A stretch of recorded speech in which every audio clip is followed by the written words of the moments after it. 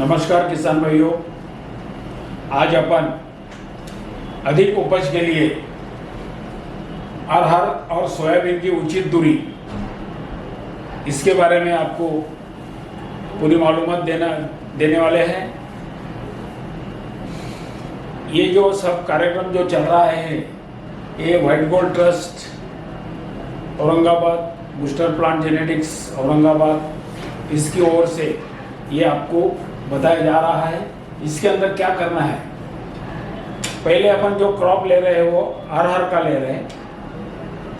इसकी रोपण की दूरी कितनी रखनी चाहिए ताकि अपने को इसकी उपज अच्छी आनी चाहिए।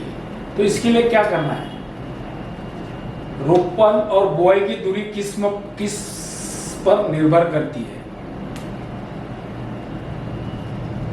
ये मिट्टी का प्रकार, उर्वरता, इसके ऊपर जातियों की विशेषता, इसके ऊपर किस्मों का विकास का प्रकार, इसके ऊपर सिंचाई की सुविधा कैसी आपके पास है, इसके ऊपर पोषक तत्वों का प्रबंधन, बोले तो आप उसकी खाद पानी सब जो व्यवस्था करते हो उसके ऊपर, और निराई गुड़ाई और कीट रोग प्रबंधन, इसके ऊपर इसका पूरा निर्भरता है। इसके ऊपर क्या करना चाहिए, रोपण के दूरी का महत्व जो है, प्रति एकड़ की संख्या अपने को जितनी चाहिए उतनी आनी ही चाहिए। पेड़ों पर शाखाओं की संख्या, बोल तो उसको कितनी शाखाएं चाहिए, जितनी अरहर के अंदर जितनी शाखाएं ज्यादा होगी उतना आपको उपज अच्छा मिलेगा। उसका कुल उत्पादन कितना आना चाहिए, और सिंचाई और प्रबंधन और बीबीएफ पद्धति से अरहर कैसी लगाई जाती है, ये इसके ऊपर अपना पूरा उसका उपज जो है वो इसी के ऊपर निर्भर है। तो अब इसमें ऊपर क्या करने का, अरहर एक आशावादी पीक है, बहुत अच्छा पीक है, इसको आप मुख्य पीक का दर्जा दो और उसी हिसाब से आप ये अरहर की तरफ देखो। क्या होता है, उचित योजना और प्राकृतिक सहयोगों से यदि करते हैं तो एकड़ में 15 क्विंटल से अधिक उपज लिए हुए बहुत सारे काश्तकार आज हमारे पास है। इसको उत्पादन की लागत, जितने भी आप क्रॉप करते हो, कपास करो या तुम्हारा धान करो या सोयाबीन करो, इससे कम लागत में आने वाला ये एक क्रॉप है और अच्छा बाजार मूल्य इसको मिलता है। इसका बाजार मूल्य में ज़्यादा घटोती भी नहीं है और बढ़ोतरी जो होती है वो अच्छी तरह से होती है। तो इसीलिए ये क्रॉप जो अरहर जो है, इसको आप मुख्य पीक का दर्जा देके इसके ऊपर आप ख्याल दो। और इसको कैसा करना चाहिए, उपेक्षित फसल आने के लिए क्या करना चाहिए, कारण क्या है, उत्पादन कमी का कारण क्या है। कमी का कारण उपेक्षित फसल, इसको कोई ज़्यादा देखने का कोई काश्तकार इसकी तरफ ख्याल देता नहीं, बोए कर देता है, वो फिर उसके जो शाखा है वो बराबर है या नहीं है उसके ऊपर नहीं, इसके ऊपर कुछ फवारनी का जो होता है उसके ऊपर ज़्यादा ख्याल नहीं है, इसीलिए वो उसे उपेक्षित फसल कहा जाता है। मर रोग और फाइटोप्थोरा का बहुत सारा अटैक ये फसल के ऊपर होता है। नस्लों का चयन, आपको सही ढंग का चयन करना है, इसकी कुंती जातियाँ अपन ने लगाना चाहिए। रोपण की उचित दूरी, जो आपको लगाना है उसकी उचित दूरी वो रखनी चाहिए। उत्पादन बढ़ाने के लिए कोई विशेष प्रयास किया नहीं जा रहा है आपके तरफ से, और छिड़काव की प्रणाली भी सही ढंग से नहीं हो पा रही है। इसका काम, इससे कारण इसका उत्पादन कम आने का कारण है। इसमें क्या करना चाहिए, भूमि का चयन। भूमि के चयन में एक भारी भूमि होती है, मध्यम भूमि और हल्की भूमि। ये तीनों भूमि के अंदर आप अरहर को लगा सकते हैं, पर मध्यम भूमि सबसे बढ़िया रहेगी, उसके बाद में ये, और सबसे कम में हल्की भूमि। हल्की भूमि में आप उपज ज़्यादा आने का कोई ये नहीं कर सकते कि इसमें, पर आपको मध्यम भूमि के अंदर अच्छी फसल आ सकती है और भारी भूमि के अंदर भी अच्छी फसल आ सकती है। इसीलिए आपको भूमि का जो चयन करना है वो सोच समझ कर ही करना है कि कौन सा भूमि आपको इसके लिए लेनी है। बुआई का उद्देश्य क्या है, इसकी बुआई कब करनी चाहिए। जो बरसात में लगता है उसको खरीफ बोलते हैं अपन, उसको आपको 1 जून से 15 जुलाई तक लगाना चाहिए। और अर्ध रबी, खरीफ में भी आता है और रबी में भी जाता है, उसको अर्ध रबी बोले जाते हैं। उसका जो बुआई है वो आपको 15 जुलाई से 15 अगस्त तक आप इसकी अरहर की बुआई कर सकते हैं। इसमें क्या है, ये व्हाइट गोल्ड पैटर्न अरहर के अंदर एक पैटर्न दिया गया है काश्तकारों के कि भाई व्हाइट गोल्ड पैटर्न से आप अरहर की उपज निकालो। सिर्फ अरहर की खेती की विधि क्या आती है, समान दूरी पर फसल लगाने की विधि कैसी होती है, जोड़ वोल तूर की रोपण की विधि कैसी होती है, और इंटरक्रॉपिंग अरहर की विधि कैसी होती है, ये इसमें बताया गया है। इसमें कैसा है, उचित दूरी, सिर्फ अरहर की खेती की विधि जो है, सिर्फ अरहर की खेती, उसमें अंदर दूसरा कोई क्रॉप नहीं है। तो आपने देखा है 2 पौधे का बीच वाला जो अंतर है वो कम है, और 2 होल जो बोलेंगे अपन उसका अंतर ज्यादा है। ये अरहर के खेती की पहली विधि है। उसके बाद में दूसरी विधि जो है, 2 पौधे का 711 होगा तो आपको मिनिमम 5 फुट रखना है, और 716 नंबर का जो वैरायटी है उसका विधि, उसकी दूरी आपको 6 फीट रखना है। और दोनों पेड़ों का अंतर जो होता है वो 1 फीट, जमीन का अपना जो भारी जमीन है, हल्की जमीन है, मध्यम जमीन है, वो हिसाब से आपको 1 फीट, 1.5 फीट या 2 फीट इसके ऊपर 2 पौधों में क्या आपको अंतर रखना है।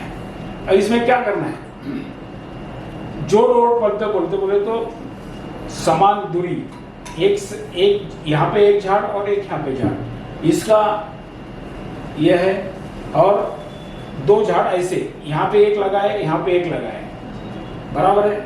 और जोड़ रोड बोले तो वो है। तो इसमें 1.5 फीट या 2 फीट के अंदर में आप लगा सकते हैं। तुम्हारे जमीन का ये मकदूर देख के, भारी है, हल्की है या मध्यम है। और 3 फुट, 4 फुट, 5 फुट, ये 2 पंक्तियों का अंतर है। ये अंतर जो 2 पंक्तियां बोले तो कौन सी, यहां से लेकर वहां तक, ये 2 पंक्तियां हो गई। और 2 झाड़ जो हो गए, एक झाड़ और एक ही झाड़, इसका अंतर ये बताया है, और 2 पंक्तियों का अंतर वो बताया हुआ है। इसके अंदर कई जगह पे 6 फुट, 8 फुट ऐसा लिया जाता है। तो वो जो रेगुलर इसको अच्छी तरह से, भाई ये मेरी फसल प्रमुख फसल है, वो जो काश्तकार देखता है वो हिसाब से उसकी वो बुआई करता है। अब इसमें आपको बताया गया है, ये 2 पंक्तियां गई लगाई हुई है, इसका डिस्टेंस आप देखेंगे 5 फुट है, और बाद में इसके दोनों, इसके ऊपर जो अंतर रखा हुआ है वो 10 फीट का है, बाद में और 2 पंक्तियां 5 फुट के ऊपर लगाई है। इस हिसाब से आप लगाते हैं तो आपको अरहर की फसल अच्छी आ सकती है। इसके अंदर क्या करना चाहिए, इंटरक्रॉपिंग की खेती की विधि, ये आपको जो पहली विधि कही है ये पूरा प्लेन अरहर की विधि है। सिर्फ इसके अंदर दूसरा कोई क्रॉपिंग, इंटरक्रॉपिंग करते हैं तो सोयाबीन के 2 बुआई किए हुए 2 ओली के अंदर, उसके बाद में इसको लगा, ये डिस्टेंस रखा, ये डिस्टेंस, ना इसी को इसका कोई तकलीफ है और ना इसको कोई तकलीफ है। ये अपन इंटरक्रॉपिंग की बोले, ये इंटरक्रॉपिंग में भी अरहर बहुत अच्छी आ सकती है। उसके बाद में व्हाइट गोल्ड पैटर्न के मुताबिक जो आपको बुआई करनी है वो कैसी करनी है, ये जो यंत्र बताया गया है ऊपर का, ये 5 फाल बोलते हैं उसको, वो है पेरनी के। उसके अंदर पहला क्या किया हुआ है, सोयाबीन का रखा हुआ है, दूसरा खाली है, तीसरा तूर का है, चौथा खाली रखा हुआ है, 5वां सोयाबीन के ऊपर है। ये अब ऐसा जाते हैं, आपको यहाँ पे ग्राफिक बताया हुआ है पूरा। ये पहला सोयाबीन लगाया हुआ है, दूसरा आपका खाली है, तीसरा तूर लगाया हुआ है, चौथा खाली है। बाद में उधर से जब पलटी आता है तो 2 सोयाबीन आती है, एक खाली आता है, एक तूर आता है। ये इस हिसाब से ये पेरनी के अंदर जो मशीन होता है बुआई का ट्रैक्टर पर का, इसके ऊपर इस टाइप से आपको एडजस्टमेंट कर लेना है, ताकि अरहर के जो क्रॉप रहेगा उसकी जो दूरी है वो अच्छे ढंग से आप रख सकोगे, और वो अच्छे ढंग से यदि रहेगी तो आपको उसका उपज अच्छा मिल सकता है। तो इसके अंदर क्या है, ये दूसरा जो ये पहला जो बताया आपको, ये 5 वाला बताया है, 5 फन वाला 5 यंत्र बताया है। ये दूसरा जो है 7 फन वाला बताया है। उसके ऊपर एक ही जो ओल बताइए वो सोयाबीन की, इसमें 2 है, 2 के बाद एक खाली है, बाद में तूर है, बाद में और एक खाली बताई हुई है, बाद में 4 सोयाबीन है। ऐसा इस हिसाब से आप ये जैसा घूमेगा वो हिसाब से इसको आपको एडजस्टमेंट करनी है। यदि ऐसे एडजस्टमेंट करती है तो ये जो अरहर का जो पूरी जो आपकी पंक्ति आती है, इसको आपको अच्छा खासा डिस्टेंस मिल जाता है, सोयाबीन को भी अच्छा मिल जाता है, ताकि वो जो आपकी उपज रहेगी, जो झाड़ रहेंगे, उसको कोई तकलीफ होने वाली नहीं। तो इसके बाद में क्या है, 5 दांतों वाला जो बताया बीबीएफ और बेड पर अरहर की खेती। बीबीएफ का विधि जो होता है, ये देखो ये 3 इसके ऊपर सोइंग किया हुआ है, उसके बाद में ये 2.5 फीट, ये बाद में बीच में ओल आ गया अरहर की, उसके बाद में 2.5 फीट, और उसके बाद में फिर आप 1.5 फीट का खाली गया, इधर 1.5 फीट खाली गया, उधर दोनों इसमें का जो जोड़ है वो 1.5 फीट का है। ये 1.5 बोले तो कितना हो गया, 3 फीट, बाद में 1.5, ये खाली 1.5 फीट छूट गया। उसके बाद में फिर इसके ऊपर आपने अरहर की बुआई की हुई है।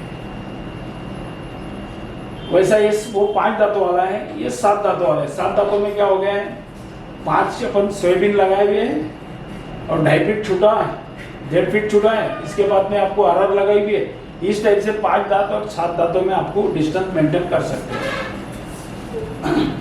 अब पंक्ति को बिना खाली छोड़े 5 या 7 दांतों यंत्र में बुआर कर आखिरी और पहले पंक्ति में 4 फीट की दूरी रखकर बीच में अरहर रोपण कर सकते हैं। वो भी कर सकते हैं, यदि वो नहीं ट्रैक्टर वाला मानता है तो आप इस साइड से कर सकते हैं। ये 5 बीच में अरहर, बाद में और 5। ये पूरा ग्राफिक पिक्चर बताया हुआ है। ये जब आप देखोगे तो आपके पूरे ख्याल में आ जाएगा कि किस प्रकार से आप अरहर की खेती कर सकते हो। उसके बाद में क्या है, यदि लाइन की दूरी 2 फीट है, ये यदि 2 फीट है तो क्या करने का है अपने को, 4 पंक्ति आपको सोयाबीन के रखना है। उसके बाद में ये 2 पंक्ति है, ये 2 पंक्ति के बीच में यहां से आपको यहाँ पे अरहर लगानी है। तो आपके पास यहाँ पे कम से कम आपको हम 3 से 4 पर्रे दे रहे हैं, और ये पूरा व्हाइट बोर्ड पैटर्न के हिसाब से आपको दे रहे हैं। अब इसमें क्या है, यदि जमीन आपकी पानी पकड़ लेती है, पूरा चिकट जो पानी नहीं सूखता है उसके अंदर चिबाड़ बोलते हैं उसको, पान पसंद बोलते हैं, यदि ऐसी भूमि है तो आपको अरहर ये बेड के ऊपर ही लगाना चाहिए, ताकि जो यदि ज़्यादा बारिश हो गई तो वो आपके जो मुख्य फसल रहेगी उसको पानी की कोई तकलीफ नहीं होगी, और बेड की जो बीच की ऊंची दूरी जो है वो अच्छी बनाए रखो। बेड जो है वो आपको ऐसे 4 फीट 5 फीट डिस्टेंस के ऊपर बेड बनाना है। एक बेड आपने ऐसा बना लिया, उसके बाद में और 5 फीट की दूरी, उसके बाद में और 5 फीट की दूरी। और प्रयोग में खरपतवार का नियंत्रण कर सकते हैं। जहाँ पे बीच वाली दूरी है, बीच वाला जो खाली हिस्सा छोटा है, वहाँ पे अपन तुम्हारा खरपतवार का नियंत्रण कर सकते हैं। अब देखो, इंटरक्रॉपिंग कपास के अंदर अरहर लगाई हुई है। अरहर कल्टीवेशन के सिस्टम में अवधि में अंतर है, फसल अवस्था में परिवर्तन किया जा सकता है, छिड़काव का कार्यक्रम में बदलाव होता है, और सिंचाई प्रबंधन के अंतर में भी बदलाव हो सकता है। इसलिए संभव होता हो तो तुरी को कपास में नहीं लगाना चाहिए। ये सब चीजें प्रॉब्लम वाली है। यदि आप कपास के अंदर अरहर लगाते हैं तो आपको सब छिड़काव के लिए भी आपको चेंज करना पड़ेगा। आप चल नहीं सकोगे तो आप उसको जितना वो महत्व देना चाहिए अरहर को, वो होगा नहीं। इसीलिए कपास के अंदर कभी भी कोई भी क्रॉप का इंटरक्रॉपिंग नहीं किया तो अच्छा रहेगा। इसीलिए हम आपको बोलते हैं कि अरहर भी आप कपास के अंदर नहीं लगाना चाहिए। अब ये हो गया अरहर के बारे में। अरहर के बारे में आप वो जो पीक है, जो क्रॉप है, उसको अच्छे से समझ लीजिए। समझ लेने के बाद जो हमने आपको जो यहाँ पे बताई गई जो दूरियां है, रोपण की पद्धत है, इस हिसाब से लगाओ। आपको निश्चित रूप से अच्छी उसके अंदर फसल मिलेगी और आपका उपज बढ़ जाएगा। आप अपन क्या करेंगे, सोयाबीन के बारे में बताएंगे। सोयाबीन के अंदर क्या है, दूरी का महत्व क्या है। उपज बढ़ाने के लिए बोए की दूरी एक महत्वपूर्ण मुद्दा है। भारी मात्रा में घना होने पर रस चूसक कीड़ों की संख्या काफी हद तक बढ़ सकती है। यदि आप नजीक नजीक रखोगे तो ये है रस चूसक करने वाली कीड़ियां, उसकी संख्या बढ़ सकती है। रोगों की संख्या बढ़ सकती है। प्रबंधन करते समय दिक्कतें आ सकती है। जब अपने को कुछ भी काम करना है तो भी दिक्कत आ सकती है।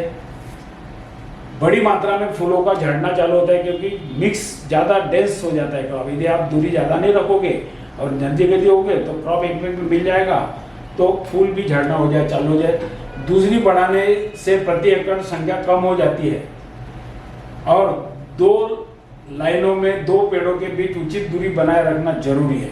ये जो है दोनों चीज़ें नीचे वाली, ये बहुत महत्वपूर्ण है।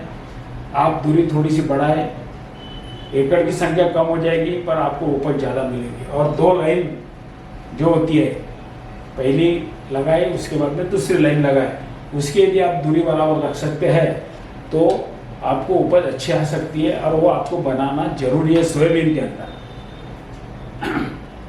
दूरी किस पर निर्भर करती है, हम कौन सी प्रजाति लगा रहे हैं,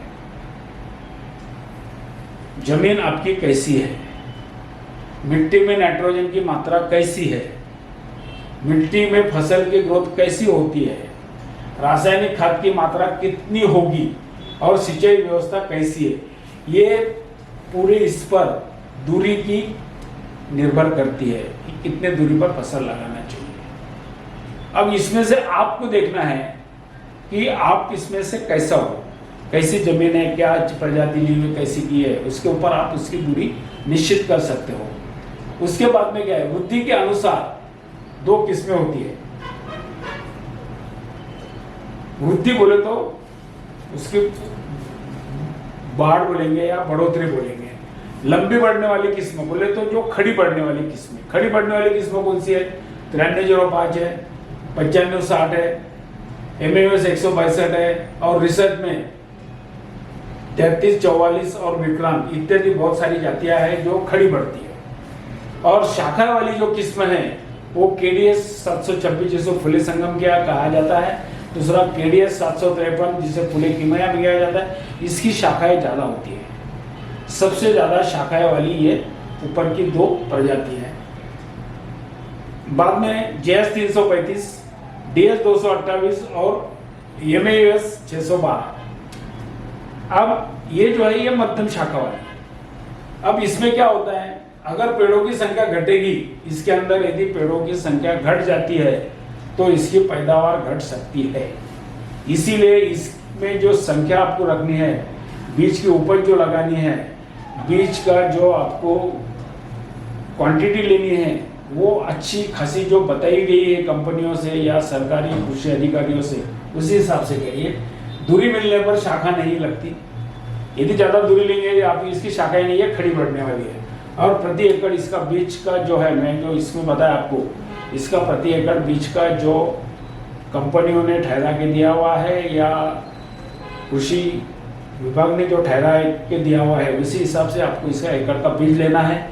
वैसे ही शाखा वाली किस्म के अंदर उचित दूरी बहुत जरूरी है इसको, क्योंकि इसकी शाखाएं बहुत बड़ी होती है।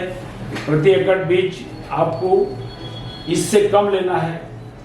यदि प्रति एकड़ बीज आप कम लोगे और उचित दूरी रखोगे तो बहुत सारी शाखाएं बढ़ेगी। बहुत सारी शाखाएं बढ़ गई तो आपको फूल ज़्यादा मिलेंगे। फूल ज़्यादा मिलने से उपज ज़्यादा बढ़ सकती है। उसके बाद में विश्वविद्यालय अनुशंसित रोपण की दूरी बोले तो सरकारी जो कृषि विश्वविद्यालय है, अनुसंधान केंद्र है, उन्होंने क्या बताया है, 30 बाय 10 सेंटीमीटर बोले तो दो पंक्तियों का अंतर जो होता है वो 30 सेंटीमीटर और दो पौधों का अंतर 10 सेंटीमीटर या तो 45 बाय 10 सेंटीमीटर।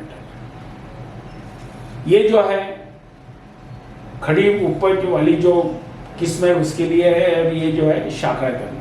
यदि किस्म और मिट्टी के अनुसार रोपण और बुआई की उचित दूरी रखी जाए तो उत्पादन काफी हद तक बढ़ जाता है।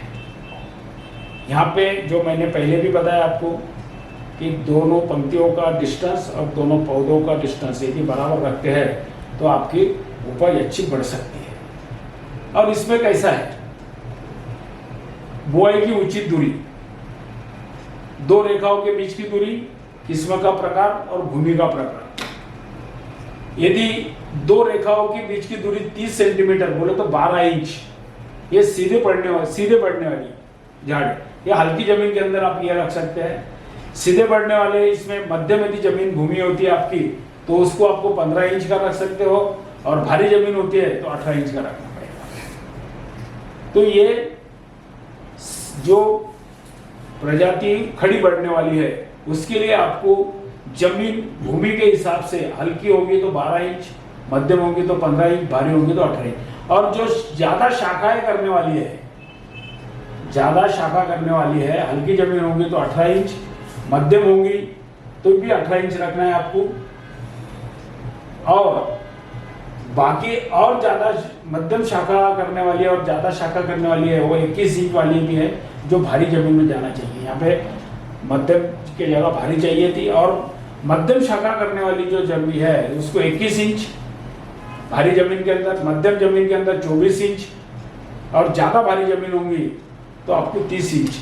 ये जो आपको दोनों पौधों का अंदर का, दोनों पंक्तियों के अंदर का जो डिस्टेंस दिया हुआ है ये भूमि के हिसाब से दिया गया है, और किस्म कौन सी लगा रहे उसके हिसाब से ये डिस्टेंस दिया गया है। इसके हिसाब से आप लगा के आप लोग रखेंगे, लगाएंगे, उपज सोइंग बुआई करेंगे तो आपको उपज अच्छी आ सकती है।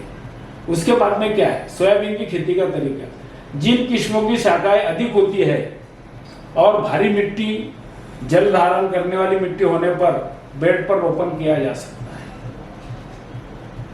जिसकी शाखाएं ज्यादा होगी, अधिक होगी, भारी मिट्टी और जल धारण बोले तो पानी यदि लेती है, भारी मिट्टी होती है तो आप बेड के ऊपर लगाएंगे या रोपण करेंगे तो अच्छा रहेगा।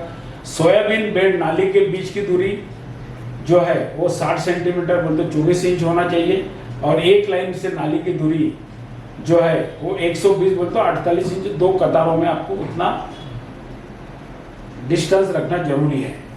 उसके बाद में क्या है, बीबीएफ से आप बुआई करोगे तो बहुत सारा सोयाबीन आपका अच्छा आ सकता है। इसके फायदे क्या क्या है, यदि तेज वर्षा हो तो वर्षा का विराम हो तो ये लाभदायक है।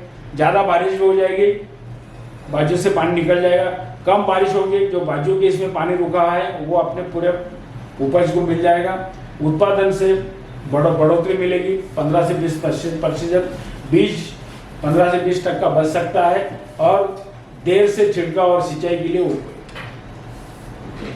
बोले तो ये बीबीएफ के अंदर आपको मैं बता देता हूँ आगे। देखिए, ज्यादा बारिश हो गई, पानी बाजू में निकल गया, आप मशा जो ये कर रहे हो उसके अंदर का इंटर कल्टीवेशन कर रहे हो उसके लिए बहुत अच्छी बात है। और वहां पे जो आरआर में जो बताया आपको मिक्स क्रॉपिंग, ये बीबीएफ से लगाया हुआ है। 4 सोई किया, बीच में छोड़ा, 3 छोड़ दिए बाद में, और तो ये बीच वाला जो है यहाँ पे आरआर लगाई गई है, और ये आरआर पूरी बेड के ऊपर आ गई। और बीबीएफ से आपको क्रॉप देखने में भी अच्छा लगता है। और सबसे अच्छा तरीका, इस फसल के अंदर आप जब छिड़काव करते हैं तो आपको प्रॉब्लम आता है कुछ जानवरों का, तो आपके यदि ये रो से जाते हैं तो आपको कोई प्रॉब्लम नहीं आएगा, और आपको सिंचाई भी करनी रहे तो यही रो से आप खाली रो से सिंचाई कर सकते हो। ये बीबीएफ का सबसे बड़ा एडवांटेज है। इसी के कारण आपको ये दोनों क्रॉप का मैंने बताया है कि इसकी रोपण की दूरी कैसी रखनी चाहिए, बीज कैसे लगानी चाहिए, रोपण कैसा करना चाहिए, और कौन से यंत्र से करना चाहिए, ये आपको मैंने यहाँ पे पूरा बता दिया। यदि आपको इसमें कोई भी प्रॉब्लम आता है, नहीं समझ में आता है, तो आप हमारा 8888 167888 इसके ऊपर जरूर कॉल करिए। धन्यवाद।